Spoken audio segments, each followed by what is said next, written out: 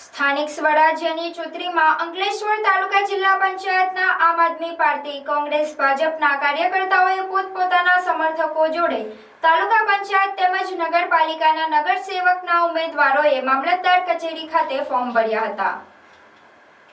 અંકલેશ્વર વિધાનસભાના ધારાસભ્ય તેમજ મંત્રી ઈશ્વરસિંહ પટેલ પણ આ પ્રસંગે હાજર રહ્યા હતા.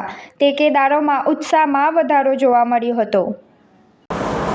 સ્થાનિક સ્વરાજ્યનું ઇલેક્શન આવ્યું ત્યારે અંકલેશ્વર તાલુકા પંચાયત, હાંસોદ તાલુકા પંચાયત અને અંકલેશ્વર નગરપાલિકા આ તમામ બેઠકો જે છે એ પૂર્ણ બહુમતીથી ભરિંદા પાર્ટીની જીત થવાની છે. એમાં કોઈ શંકાનું સ્થાન નથી.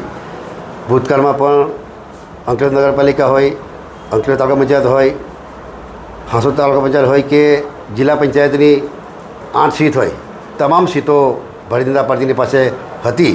અને આ ઇલેક્શનની અંદર પણ જે પ્રકારે ભરિંદા પાર્ટીના શાસનની અંદર આદરણીય વડાપ્રધાન શ્રી મોદી સાહેબના સાનિધ્યની અંદર જે પ્રકારે આખા દેશની અંદર એમાં પણ ખાસ કરીને ગુજરાતની અંદર પણ જે કામ થઈ રહ્યા છે એમાં રાજ્યના મુખ્યમંત્રી આદરણીય શ્રી ભૂપેન્દ્ર પટેલ સાહેબ અને રાજ્યના ડેપ્યુટી મુખ્યમંત્રી એવા હર્ષભાઈ સંઘવીજીના સાનિધ્યની અંદર આ ગુજરાતની અંદર જે અમારા પ્રદેશ ભરિંદા પાર્ટીના પ્રમુખશ્રી એવા જગદીશભાઈ વિશ્વકર્માજીના સાનિધ્યની અંદર સમગ્ર ભરૂચ જિલ્લામાં તો ખરું જ, પરંતુ સમગ્ર ગુજરાતની અંદર ફરીથી ભરિંદા પાર્ટીનો ઝંડો લહેરાવવાનો છે.